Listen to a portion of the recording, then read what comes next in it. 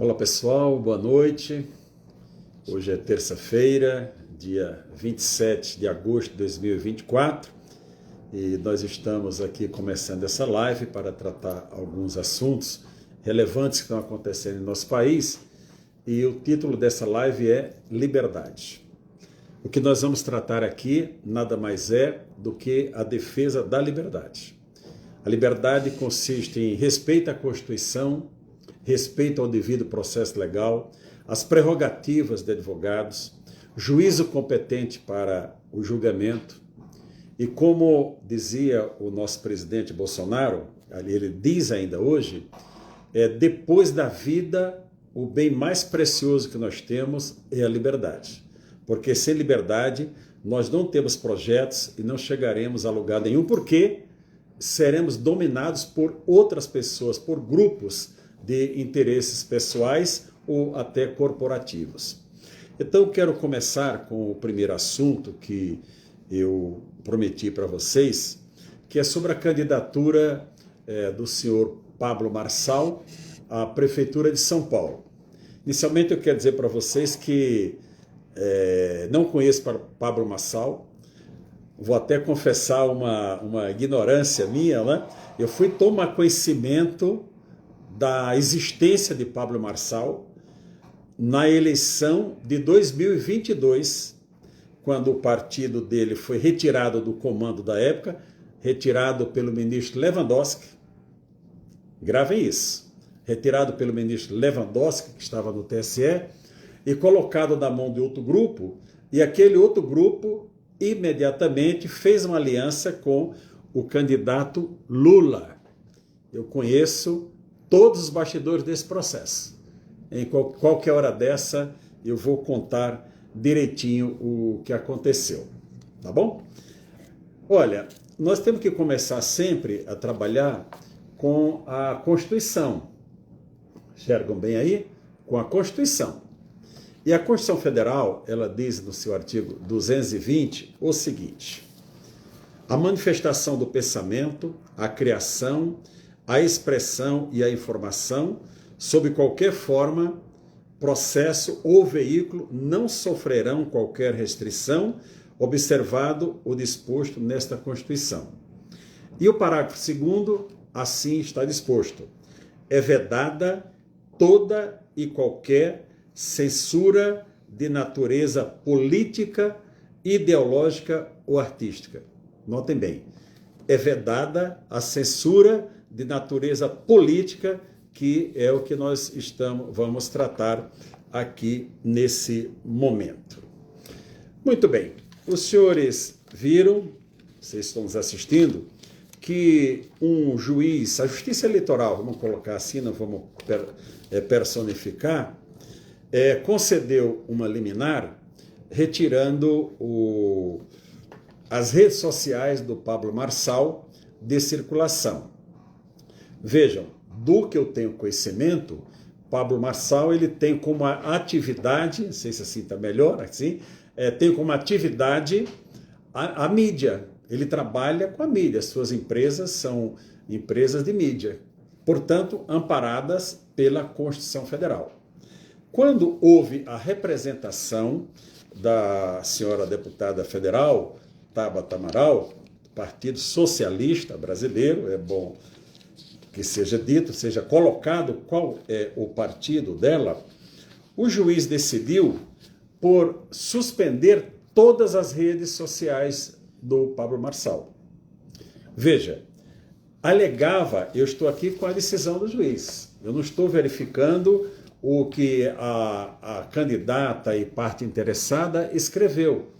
E ele retirou tudo. Ela alegava uma questão de corte nas suas transmissões que outras pessoas retransmitiam e com isso gerava engajamento e até vantagem financeira.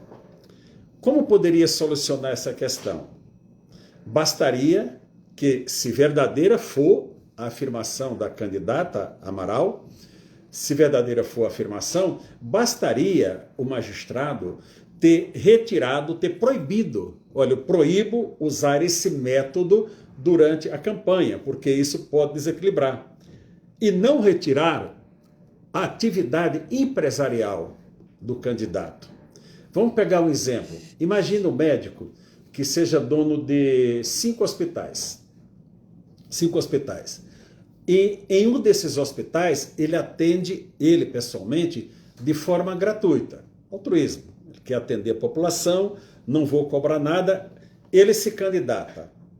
Aí uma pessoa, outro candidato, diz, olha, esse médico está fazendo consultas de graça para a população. Isso pode influenciar no pleito eleitoral. O que o juiz deveria fazer, no caso? Senhor médico, o senhor está impedido de fazer essas consultas neste hospital, mas jamais poderia dar uma decisão proibindo da atividade dele em todos os hospitais, perceberam? Foi exatamente o que a Justiça Eleitoral de São Paulo fez com o senhor Pablo Marçal. Ele chamou a atenção um trecho da decisão do magistrado, onde ele coloca o seguinte, aqui está na folha 5 da decisão, ele coloca o seguinte, veja-se que mesmo diante de eventual notícia correta, a depender da circunstância, efeito negativo pode causar em seara sensível, como a intimidade e a dignidade de terceiro. Ora, isso é vedado pela Constituição, no artigo 5º, inciso 4º, que diz que é livre a manifestação do pensamento, ainda mais se esse pensamento for expressado de uma forma correta, como disse o magistrado na decisão.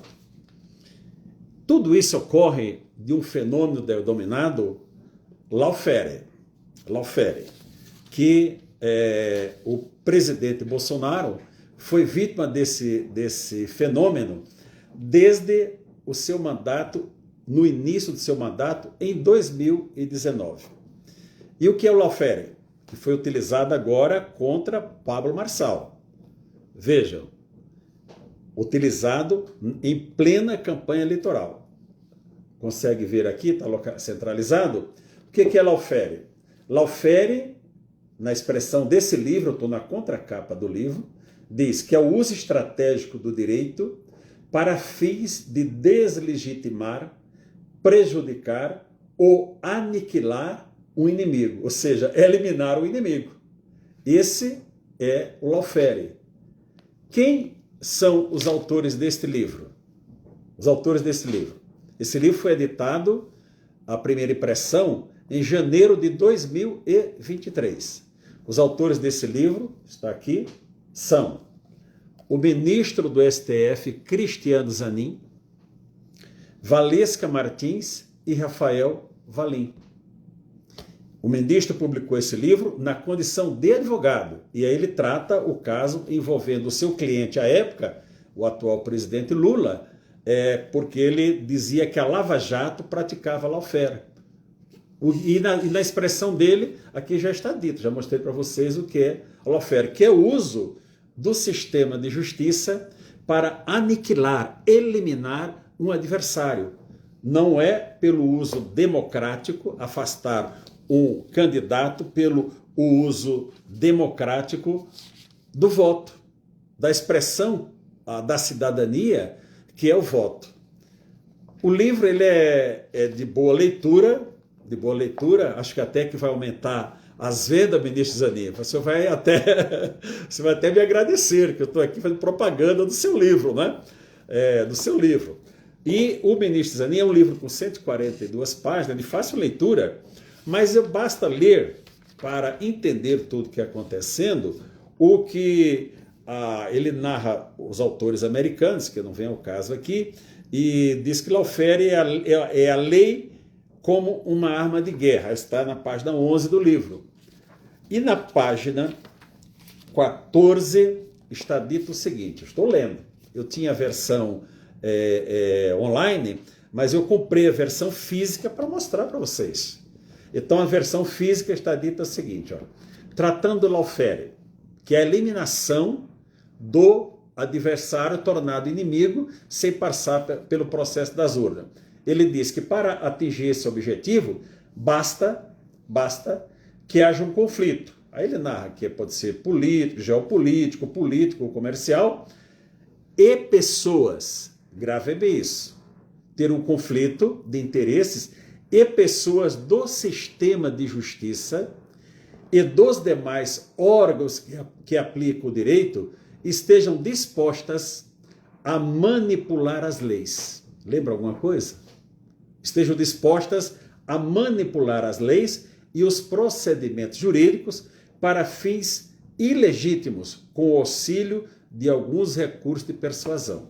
Então você manipula a lei para fins ilegítimos e usa a persuasão através, por exemplo, de redes sociais ou até de mídia tradicional, se for o caso. O presidente Bolsonaro foi vítima desse sistema, do lawfare. Hoje, Bolsonaro, Braga Neto, a sua família, auxiliares próximos, Deltan Dallagnol, todos eles ou foram eliminados, o Dallagnol já foi eliminado através do sistema de justiça. Daniel Silveira já foi eliminado através do sistema de justiça. Parece que o deputado Francisquini, também do Paraná, outro eliminado. Mas na situação atual, Bolsonaro tornado inelegível, Braga Neto tornado inelegível, o candidato a presidente da República de 2022 e o candidato a vice-presidente da República estão inelegíveis por decisões judiciais, pelo uso do sistema de justiça para eliminar o adversário. Vocês entenderam do que nós estamos tratando? Não estamos tratando aqui da Prefeitura de São Paulo. Quem for o eleito para São Paulo, parabéns para os paulistas e vão tocar a sua vida, mas nós estamos tratando aqui de uma coisa maior, de liberdade. Eu quero concordar aqui e dar os parabéns ao deputado Gustavo Gaia, que trouxe essa matéria de ontem para hoje, dizendo, olha, a eleição de São Paulo, da capital de São Paulo, não vai resolver os nossos problemas de liberdade. Não vai resolver. O que vai resolver a questão da liberdade é a atuação firme do Congresso Nacional, poderia ser através do Senado, tomando providências contra os abusos praticados pelo Supremo Tribunal Federal, mas especialmente pelo senhor Alexandre de Moraes. Pacheco já disse essa semana, olha, eu tenho a responsabilidade do meu cargo, isso pode trazer conturbação. O que traz conturbação, senador, é a sua omissão, é a sua fraqueza. Isso é que traz conturbação política, jurídica para o país. Então a Câmara dos Deputados está fazendo um bom papel. A deputada Caroline de Tone, que é a presidente da comissão da CCJ, de forma corajosa, botou para análise a PEC 821, que já está aprovada pelo Senado, basta aprovar na Câmara, que limita as decisões monocráticas. O que isso quer dizer? Que o ministro não pode sozinho tomar uma decisão e passar a ser um tribunal particular. Não, ele tem que tomar uma decisão liminar em determinadas matérias em conjunto com os demais ministros.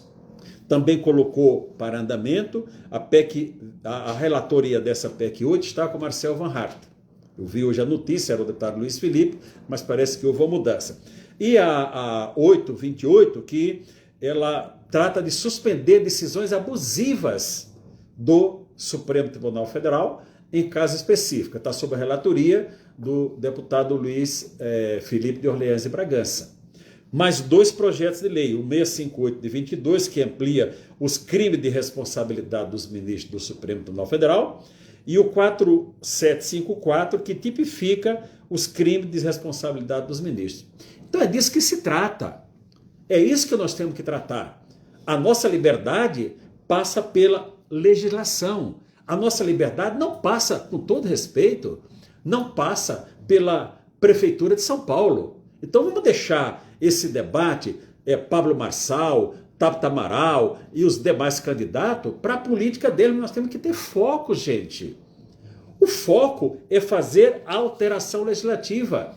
Nós temos em andamento um abaixo-assinado que começou muito bem, estava com mais de 1.100.000 assinaturas. Pessoal, vamos assinar, botar nossa assinatura nesse abaixo-assinado para entregar ao presidente do Senado e aos senhores senadores para retirar Alexandre de Moraes do Supremo Tribunal Federal. Eu não falo isso com gosto, gente, mas Alexandre de Moraes é um criminoso. Ministro, o senhor é um criminoso.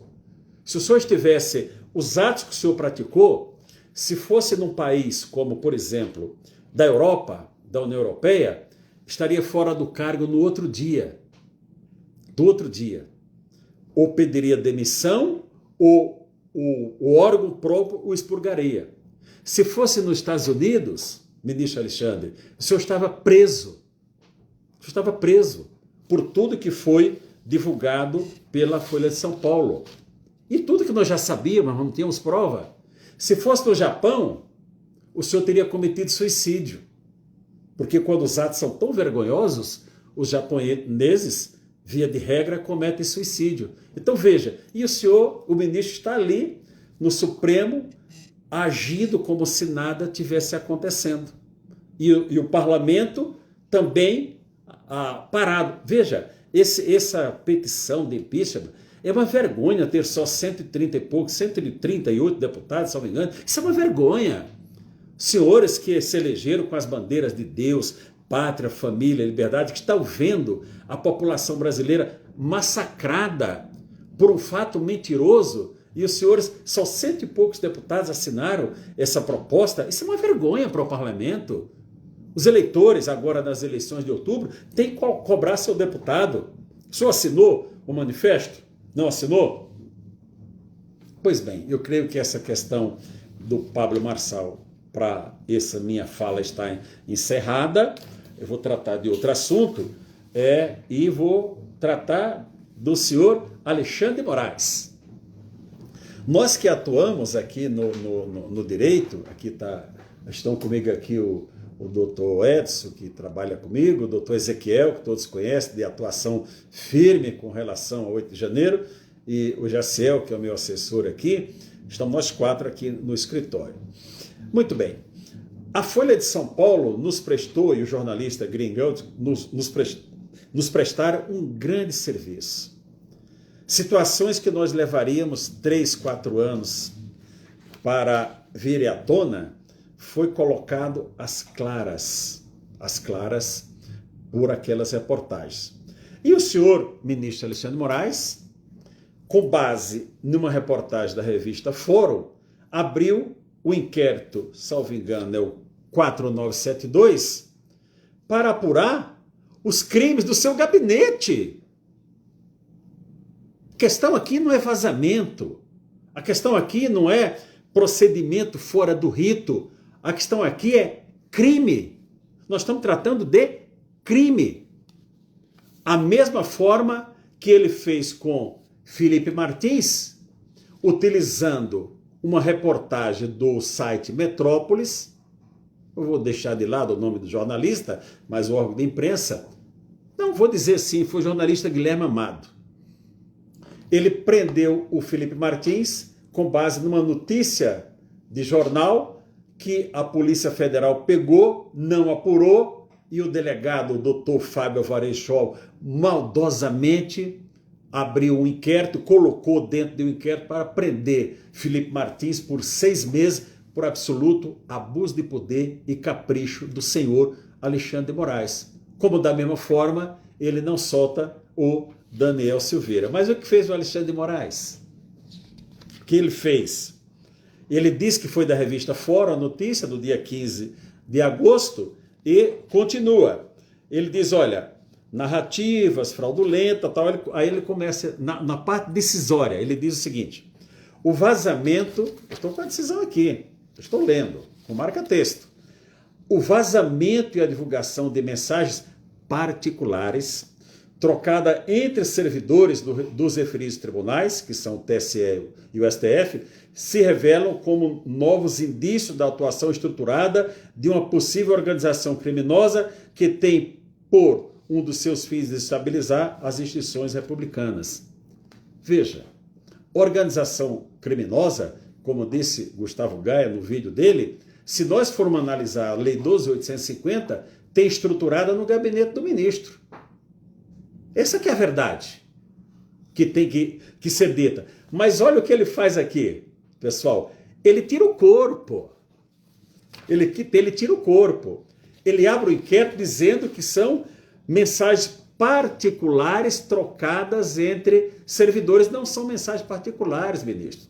É o seu juiz auxiliar, doutor Ayrton Vieira, né? Esse é o nome? Doutor Ayrton Vieira, orientando o perito Eduardo Talhaferro a alterar um relatório. O que pressupõe que ele já tinha feito um relatório, o senhor não gostou e mandou alterar. Isso é crime, ministro. Quando o perito atua na forma que ele estava atuando como funcionário público, é crime de alteração, falsificação de documento público. E do artigo 297 do Código Penal, é isso, né, Ezequiel? Ou então a falsidade ideológica do artigo 299.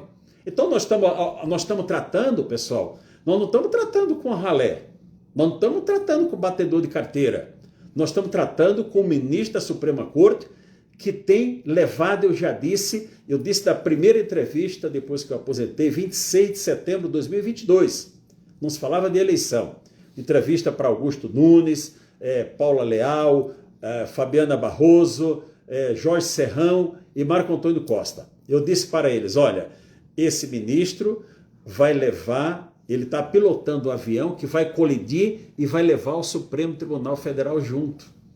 Imagina, setembro de 22, não tinha feito ainda 5% de tudo que ele já fez até aqui. Então esse cidadão, ele tem que ser expurgado do serviço público. Essa é uma realidade que nós estamos tratando. Não se trata de procedimentos fora do rito. Se trata de crimes praticados pelo senhor ministro Alexandre de Moraes e por seu gabinete e por seus assessores. Ele está tirando o corpo fora, tentando tirar. Bora falar de outra coisa, o Conselho Nacional de Justiça. O Partido Novo ingressou com representação contra os dois juízes auxiliares. Um é desembargador, mas fala juiz auxiliar. Doutor Ayrton Vieira e o outro, qual é o nome dele, Miguel? Lembra aquele, vai lembrar o nome. Marco Antônio Martins Doutor Marco Antônio Martins Vargas. O que o ministro corregedor do CNJ disse? Arquivou de plano a representação, dizendo que eles estavam amando do ministro Alexandre de Moraes. Portanto, ele não tinha jurisdição, porque o ministro Alexandre de Moraes, o CNJ não tem. O CNJ é o órgão logo abaixo do Supremo Tribunal Federal. Perceberam? O CNJ diz, não, eu não posso apurar a conduta do juiz, porque eles fizeram amando de Alexandre de Moraes. Alexandre de Moraes abriu inquérito e diz, olha, são mensagens particulares. Malandragem, né, ministro? Malandragem, mas eu sou um homem velho, eu vou fazer 70 anos, e tem aqui jovens brilhantes advogados que estão trabalhando com afinco nesse caso, e nós não podemos deixar de lado a PGR. Senhor Procurador-Geral, Paulo Gonet, o senhor tem que tomar providências contra Alexandre de Moraes. O que ele faz é crime. Não tem outra palavra para ser dita. O Ministério Público é uma instituição tão respeitada que nós lutamos para depois da sua inclusão dos prerrogativas na Constituição, teve aquela famosa PEC 37, nós fomos para as ruas, eu já como magistrado, para dizer não, o Ministério Público tem que ter a sua independência, tem que trabalhar com independência, e o senhor está assistindo, achando bonitinho o que Alexandre de Moraes está fazendo? Ele abriu um inquérito para apurar, segundo ele, o vazamento de um fato do seu gabinete, abriu um inquérito contra ele mesmo. Pegou no flagrante, pelo competente advogado do Eduardo Tagliaferro, que alegou o impedimento dele na mesma hora. O que ele fez? Transformou esse inquérito, que é o número 4972, num outro número aqui, que eu já vou achar, Edson, para eu passar para o pessoal, numa PET. Eu até vi uma pessoa dizer, não, PET é uma investigação preliminar, não tem muita consequência. Claro que tem consequência. Quer lhe dar um exemplo? Que eu lhe dou um exemplo? A PET nada mais é do que um inquérito policial disfarçado. Felipe Martins foi preso com base na PET 12.100. Então ele transformou esse inquérito 4972 que ele abriu, e só o presidente do Supremo poderia abrir, com base nos artigos 21 e 43 do Regimento Interno, ele malandramente, essa é a palavra, vou transformar numa PET. E a PET é a 12.936, e algumas pessoas embarcando, dizendo, não, a PET é uma coisa mais leve. Que leve? É um inquérito policial travestido. É um inquérito policial travestido, com outro nome. Volto a dizer, Felipe Martins foi preso com base numa PET. Isso é uma coisa de menor importância? Não é. Então, meus nobres... tá aqui, 4972, estava procurando, era logo o documento seguinte. O primeiro é o 4972 e o outro é o 12.936. Ele mandou, está publicado nos jornais, embora nós não encontramos no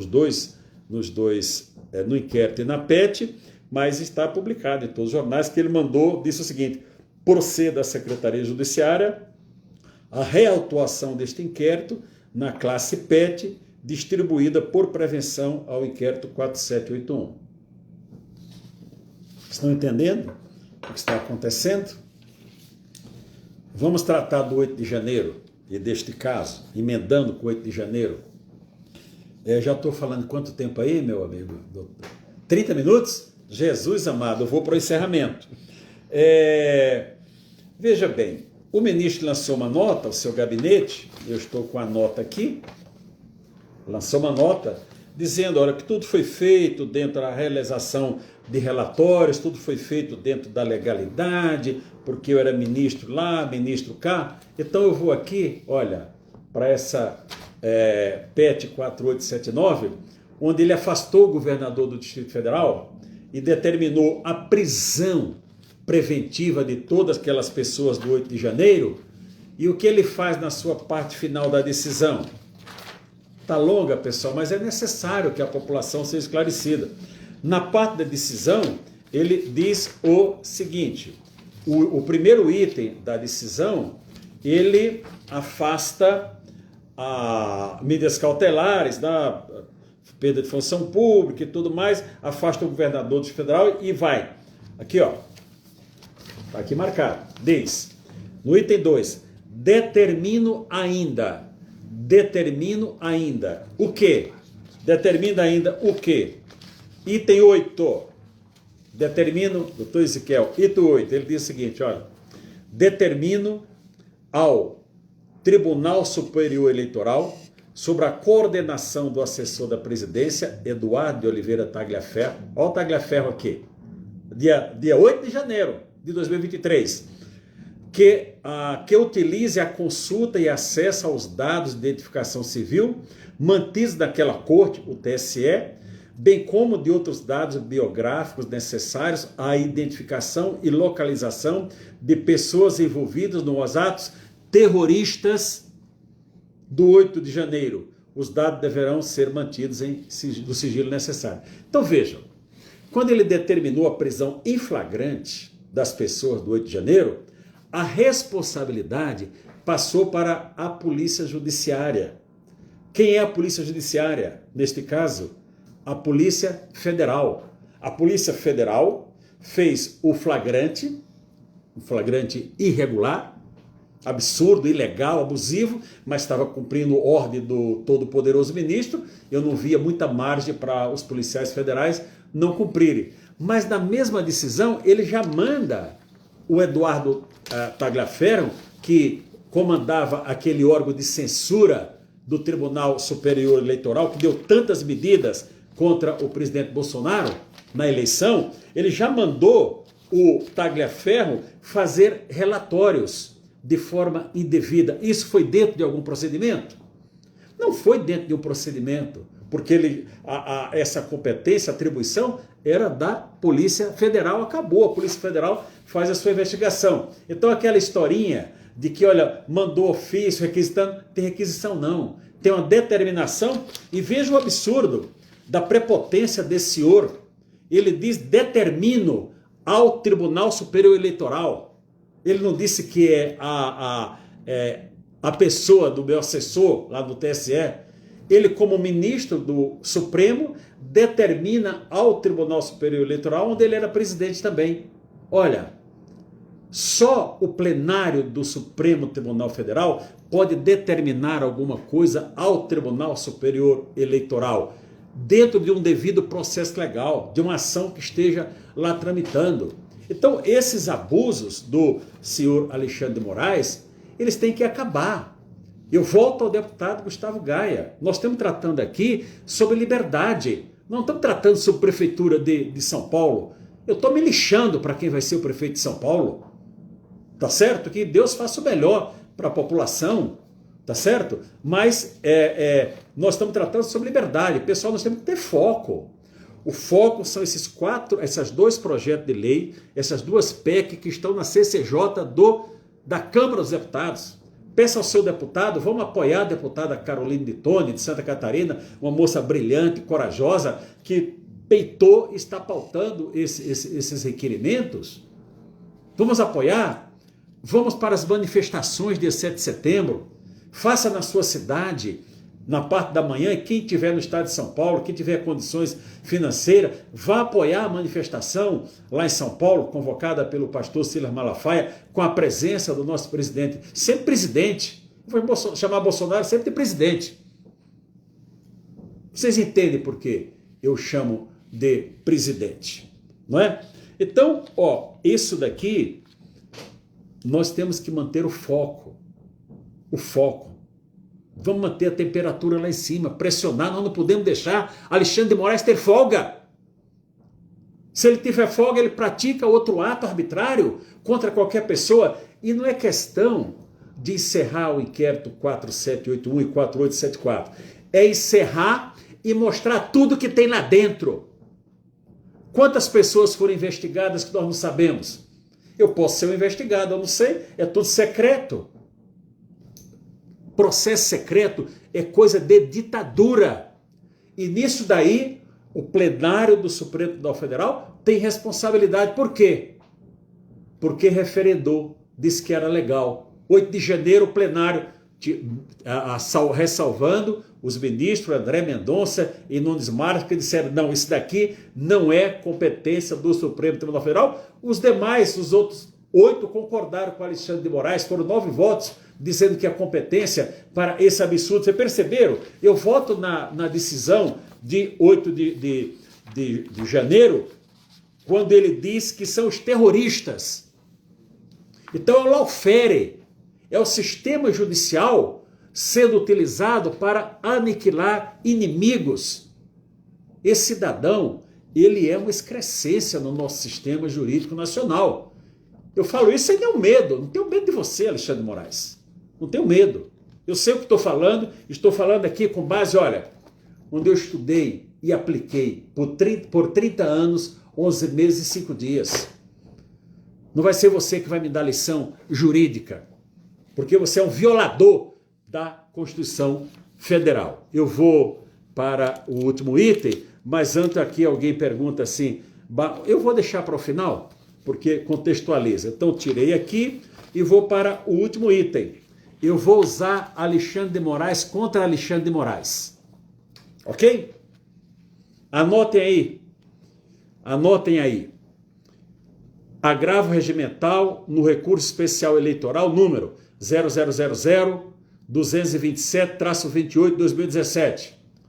Presidente Bolsonaro, sua equipe, assessores, anotem aí. Essa decisão foi tomada no dia 18 de março de 2021. Está aqui, eu imprimi, ela está aqui. por unanimidade. Unanimidade. Com o voto de quem?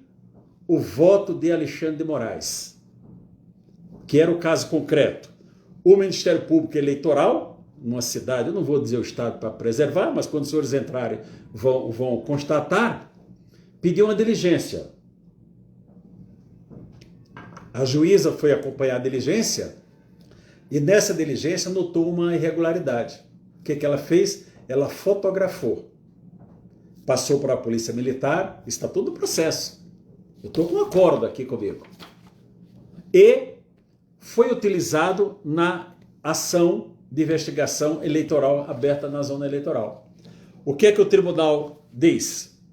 Isso que eu já narrei para vocês, está no item 2, e ele usa uma outra decisão de um recurso do Rio de Janeiro, isso aqui está na ementa, que diz o seguinte, item 3, nos termos da jurisdição desta corte, envolvendo caso similar, abre aspas, a postura ativa do juiz que determina por iniciativa própria e realiza pessoalmente medida de tamanha dimensão, não se coaduna com o modelo constitucional de delimitação das atividades investigativas e jurisdicionais.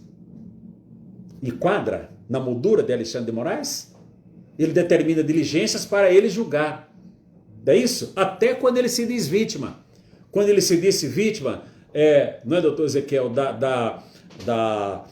do enforcamento, nós entramos lá, a equipe toda do Rio de Janeiro, e 90 pedidos, o Bispo Barroso arquivou de uma vez só, alegando a suspeição, que ele se disse vítima de enforcamento.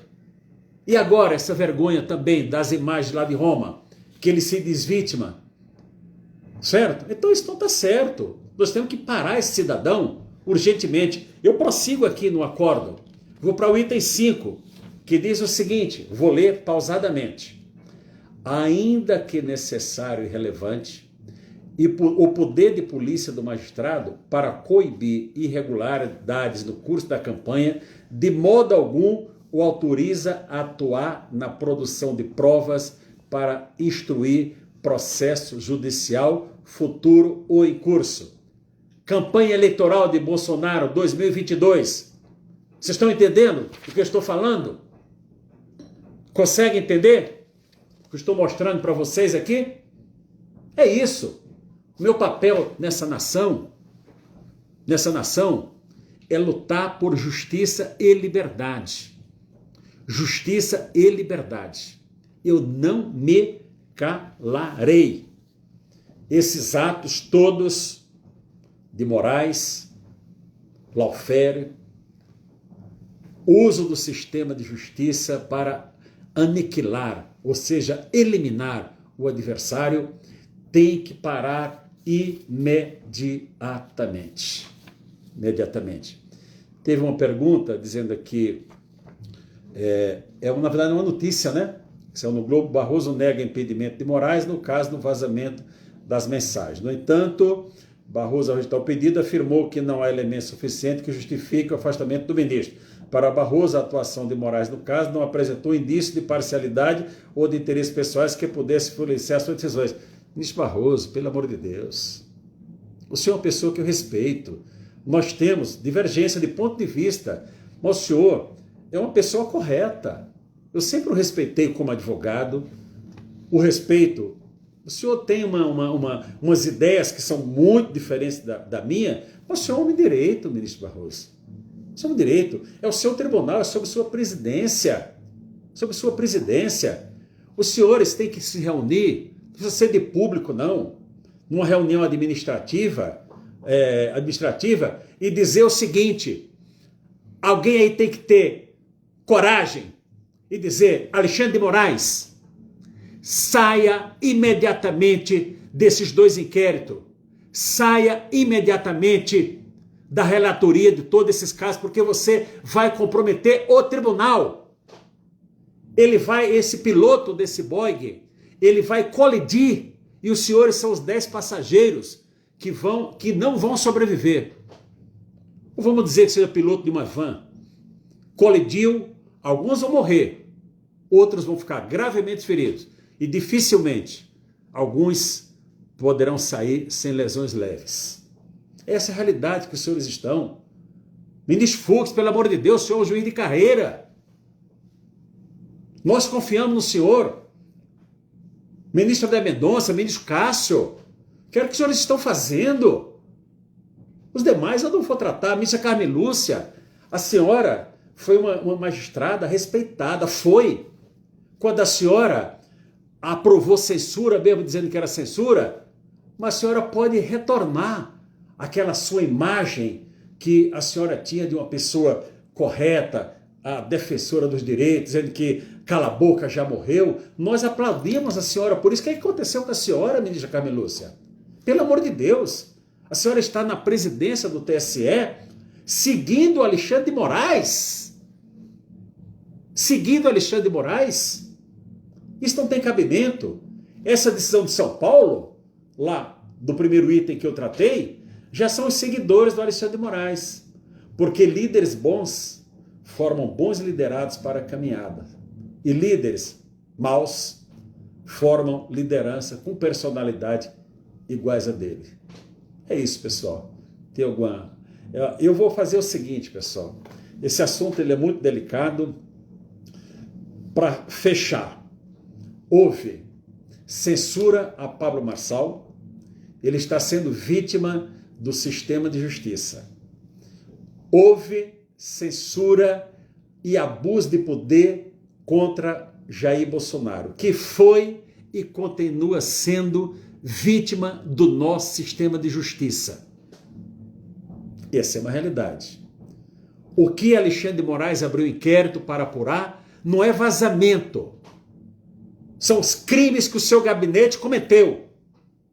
Imprensa, Folha de São Paulo, os senhores estão publicando matérias relevantíssimas. Parem de dizer que é procedimento fora do rito. São crimes praticados por Alexandre de Moraes. Lembrar os seus assessores. Na semana passada, um tribunal na Alemanha julgou uma mulher de 99 anos, que foi colaboradora daquele regime, que eu não vou citar aqui para não prejudicar na plataforma. Ela tinha 18 anos à época. E ela disse ali no tribunal, já estava condenada, era grau de recurso, a sua alegação era que cumpria ordens. Foi condenada. Senhores juízes assessores, funcionários assessores, policiais federais, eu sei que os senhores estão constrangidos em cumprir. E a Polícia Federal não é esse grupinho que está aí sob cabresto de Alexandre de Moraes. A Polícia Federal é uma instituição séria. E os senhores têm que se rebelar contra isso, tá certo? Eu vou encerrar, mas vou dizer para vocês o seguinte. Daqui uns dias eu vou fazer uma live com vocês, não vou dizer o motivo, mas só para bater papo.